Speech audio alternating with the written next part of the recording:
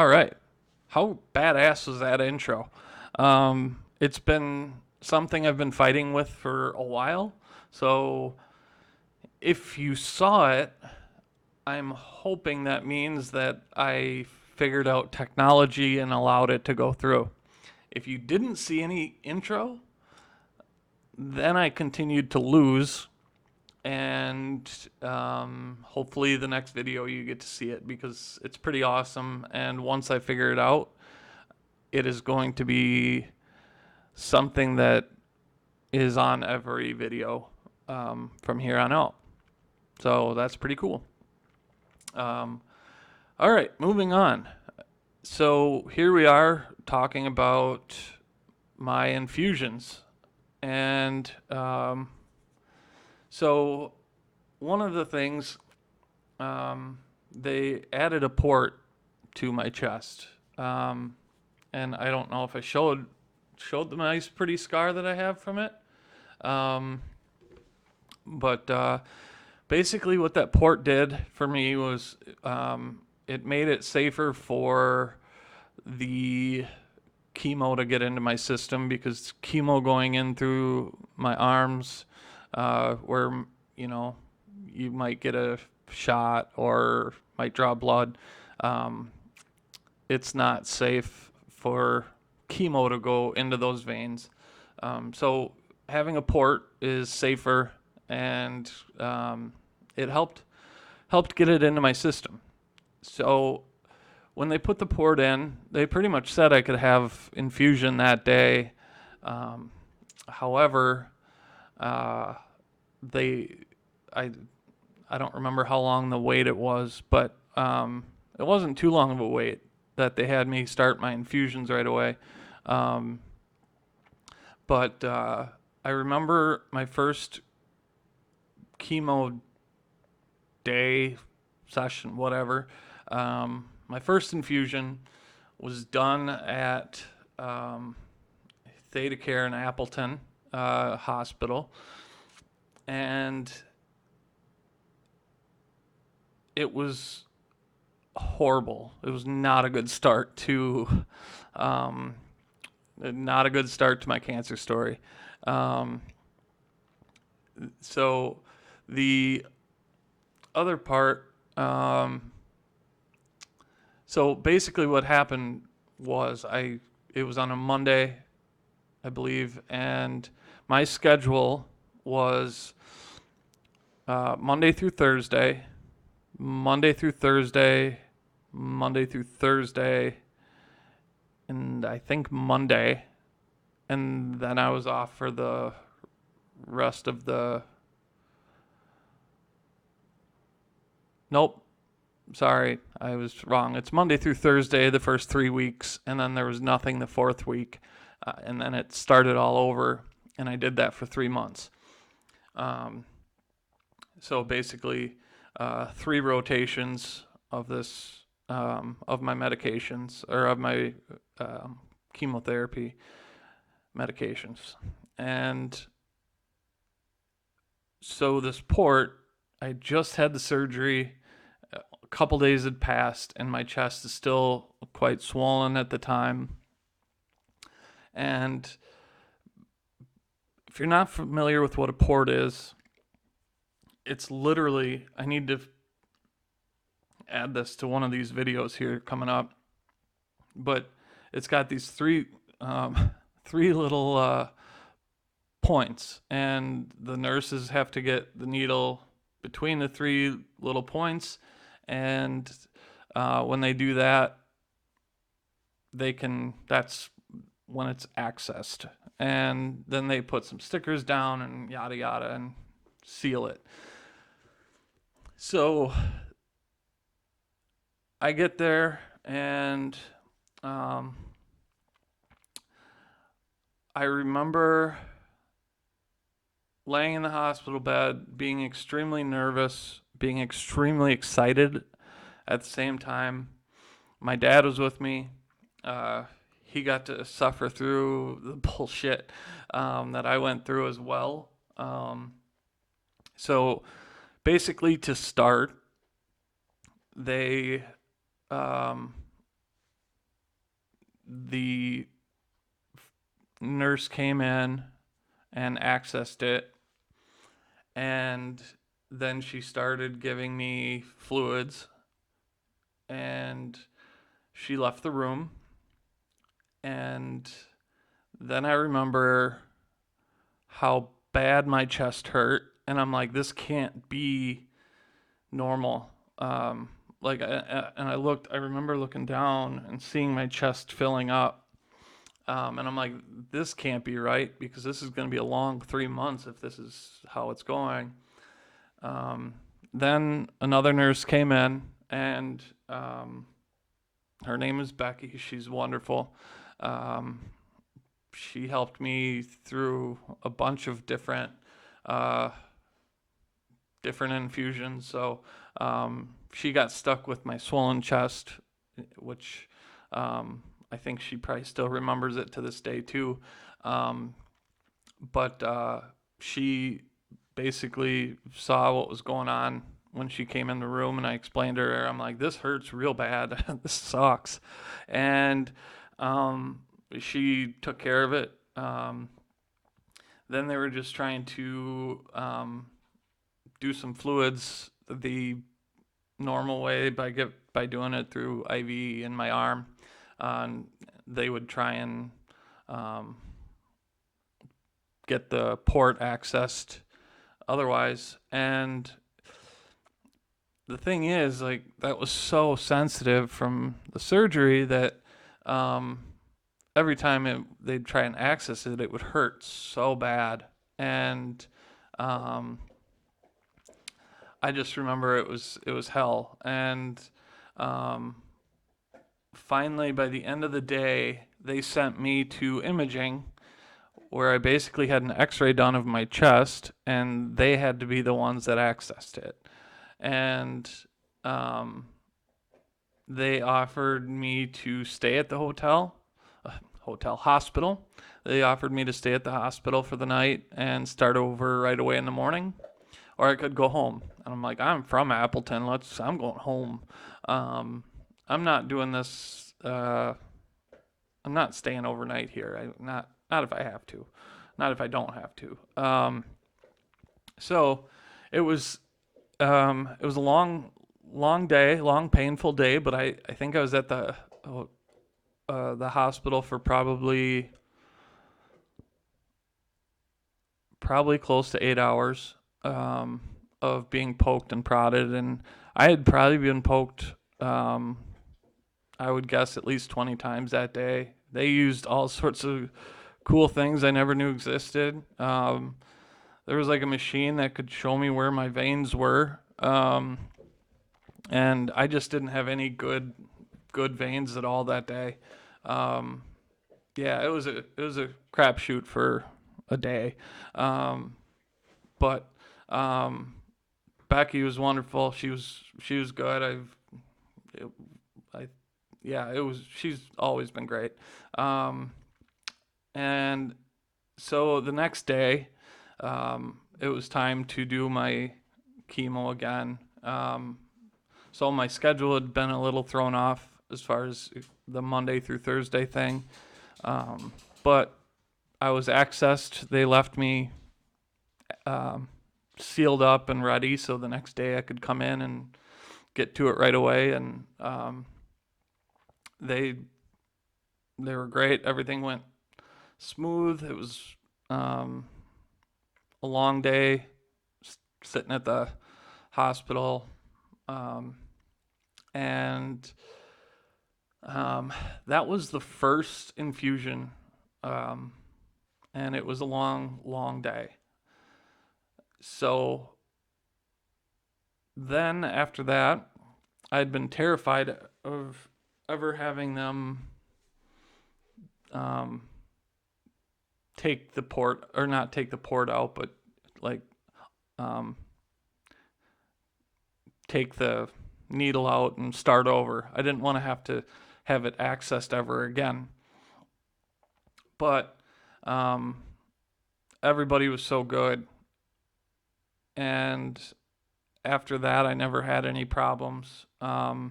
my chest had started to go down as far as the swelling goes, and everything was fine.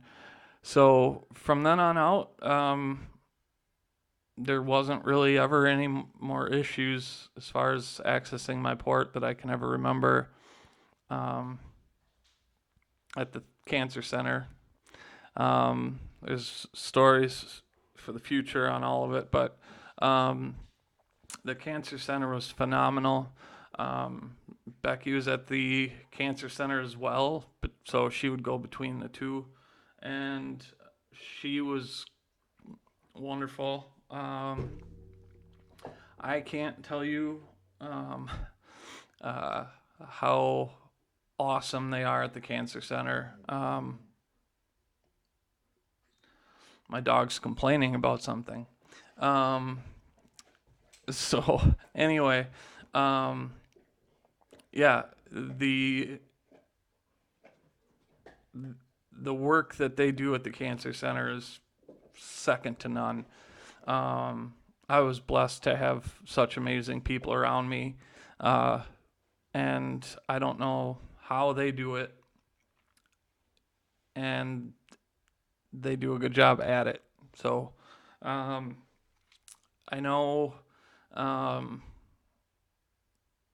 there's to go. I mean, I know there's all sorts of them that I'm gonna miss, but like some of the ones that really stand out. And I know I'm gonna miss some of them in naming these because I know that I can see them and um, in my head, and either I'm spacing on their names. Um, my memory is garbage.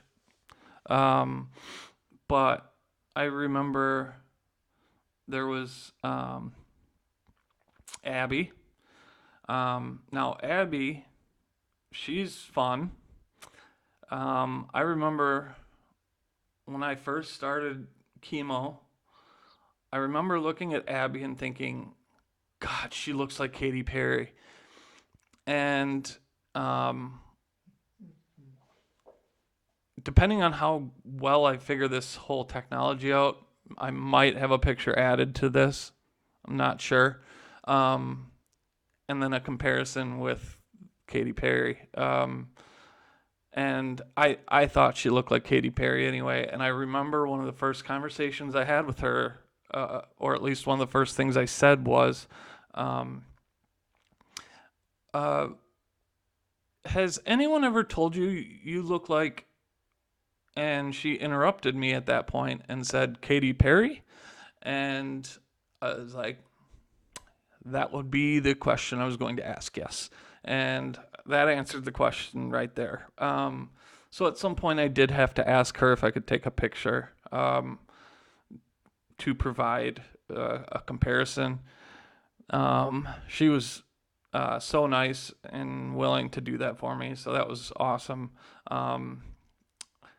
I can't even sugarcoat it. I flirted with a lot of the nurses when I was there. It occupied my time. But anyway, I digress. It was such a fun. I mean, it wasn't. Uh, the nurses made it more fun for me to be there.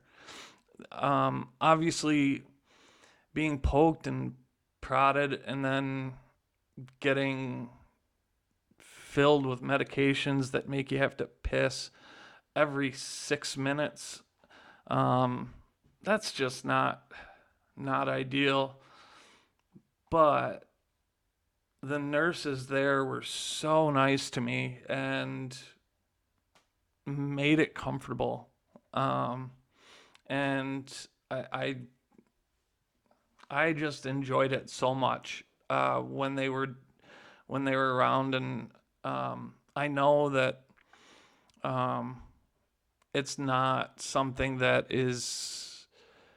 It's not an easy experience, no matter what, and it was still hard, and it was still very uncomfortable having your shirt constantly being pulled down like that because you've got cords coming out of your chest, and everywhere you go, you have to carry this. You have to pull this thing around with you that wheels around, and it's just such a pain in the ass. But the work that these girls go through, um, and I say girls because I don't think I ever had a guy come in. Maybe I did. I don't know. But I don't think I did.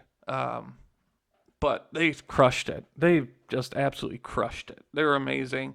Um, and they certainly knew their stuff. I never felt like I was not in good hands. I never questioned anything. I never.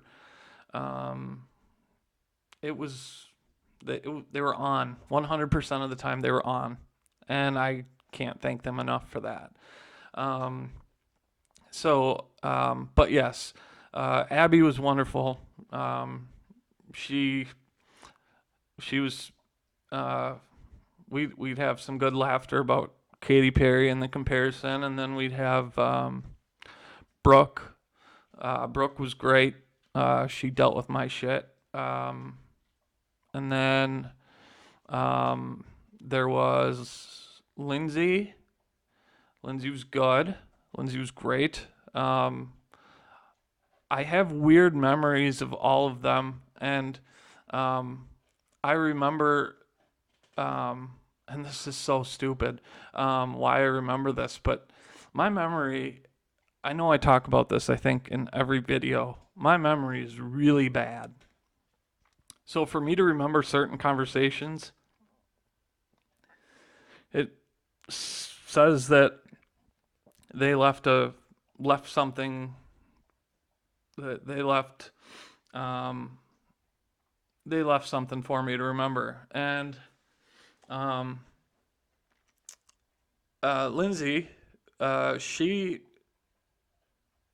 was she blew me away because in one of the cabinets they've got these pillows, and these pillows, she was going to put fresh pillowcases on them, clean pillowcases, and I struggle putting pillowcases on a pillow. Like I just look stupid, like just look awful, terrible. Um, I eventually get there, but I'm not quick at it. How quick she flipped the pillow into the pillowcase blew me away. And that's such a weird thing to remember, but I remember it. There was, I should really, I wish I had the names better. And I will get the names better because they deserve all the recognition um, that they deserve. Because when I say that they do God's work, they certainly do. Because that's not. I know that when I would leave, it was tough. Seeing some of the people there that I knew were worse off than I was. And that was difficult for me. And, you know, knowing the outcome wasn't always promising for some of them. And knowing you have to work in that environment on a consistent basis, I can't imagine. And they do it very well. And somehow they go into a room, and they'd come into my room and they'd be smiling, and you know that there's probably a good chance that at some point they're not having the best time, just obviously because of the circumstances. So yeah, I I wish I was better at remembering some of these names right offhand. And on a side note, I did recently get to see Abby. Um, I had my last follow up. I decided to go into the infusion center, and they said that Abby was working, and so that was awesome being able to see her. Otherwise, the infusion center's changed a lot there, but I still see where my favorite room was. So, um, yeah, I had a favorite room. It had like a heated chair. It was the biggest room. It was room 12. Um, it wasn't the biggest by much, but it was, I believe it was the biggest if I remember right. Um, but yeah, I did have to get the biggest room because I'm a diva. Anyway, yeah. Um, so um, the I remember, and I don't remember if it was the first infusion that I had, or if it was certainly one of the first few. Um, I remember having one of the nurses come by my room and said, "Do you want to see a therapy dog?" What? There's gonna be a dog? Um, I am a huge dog lover, and the fact that there's going to be a therapy dog come in my room, I was ecstatic, because it was not something I expected at all. And that day, my brother and his kids were visiting, and so Josh got to see. Um, sorry, my nose runs in here like wild. Anyway, gross. But so Josh and his kids were there, and um, this is where you'll meet Molly. And um, Molly is a wonderful, wonderful friend of mine, and now a friend of the family. Um, and she too does God's work because she's probably seen it all too, and she my I know for me, um, like I forgot I had cancer for the time that I got to hang out with Murphy. Um, excuse me, Fitzgerald William. Murphy is her other therapy dog that she has. Murphy didn't come around for me until later, but um, yeah, Fitzgerald William. You can look him up on IMDb. He is in Joe Parra Talks to You. So go check that out. It's a great show. But Fitz was wonderful.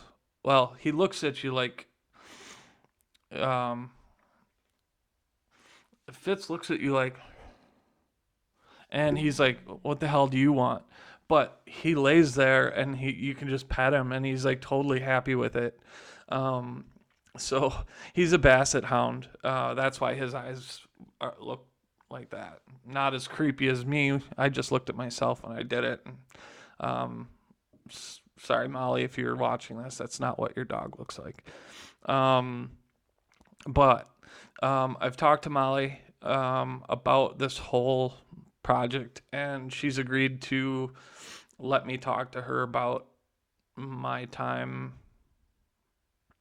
there, um, in the situation that I was in, and what she remembers and what she does and everything. So I'm ecstatic that I get to do that, and it's going to be a good time.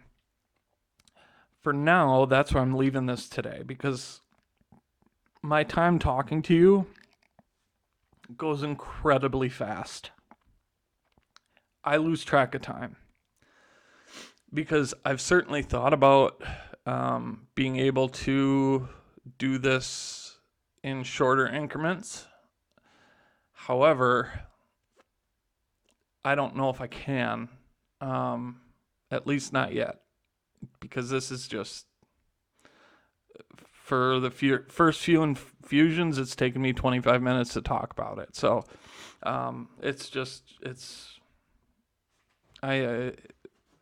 this is where I try and stop it anyway. So that being said, I'm going to put a kibosh to it tonight. Hopefully, this is up shortly. And I hope everybody has a wonderful time, a wonderful day. Just have a wonderful week. Make it good. If I start figuring out this technology thing, I promise these will start coming out faster. I have had a busy week of school, so obviously right now that's a little bit of a priority. But this is happening and it's good. So thank you much. Much love to you all, and good night. Hey Wrigley, come here. Come on. Yeah. Yeah. Yeah. Oh. Thank you. Thank you.